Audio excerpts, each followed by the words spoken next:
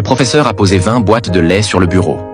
À chaque minute de cours, il s'accordait une boîte de lait, qu'il buvait jusqu'à en vomir. Pour voir le professeur dans l'embarras, les élèves, d'habitude des cancres, écoutèrent la leçon avec une attention sans précédent. Si quelqu'un tentait de semer la pagaille, les autres élèves l'arrêtaient immédiatement. Le temps passait lentement, les boîtes de lait diminuaient peu à peu, mais les connaissances sur le tableau se multipliaient. Lorsque le lait était épuisé, dans cette classe autrefois considérée comme la pire de New York, la moitié des élèves étaient restés concentrés pendant toute la leçon. Et pour la première fois, un élève leva la main et répondit correctement à une question. Mike était ravi et fit semblant de vomir, ce qui fit éclater de rire les élèves. Après la classe, pour s'intégrer aux élèves, Mike proposa d'apprendre à sauter à la corde avec eux. Mais ce qui semblait être une activité simple n'était en réalité pas facile. Après de nombreuses tentatives infructueuses et des chutes répétées, il montra par ses actions que, tant qu'on persévérait, il n'y avait rien qu'on ne puisse apprendre. Cependant, le directeur, après avoir vu cela, appela Mike dans son bureau et lui dit que laisser ses mauvais élèves jouer de cette manière nuisait à l'atmosphère de l'école. Mike refusa d'accepter cette remarque et paria avec le directeur. Il paria que,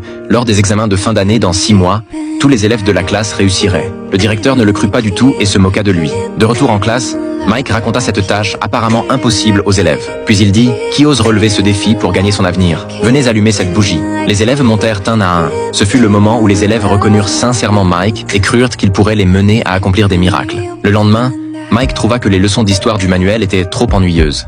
Alors, il passa la nuit à écrire des paroles et à les adapter en rap. Lors du cours, il mit de la musique et commença à danser. Les élèves suivirent rapidement le rythme, chantant même mieux que lui. Les élèves de la classe voisine regardaient cette scène avec envie. Mais alors que les élèves progressèrent de plus en plus, la meilleure élève de la classe, Lisa, arrêta soudain de rendre ses devoirs.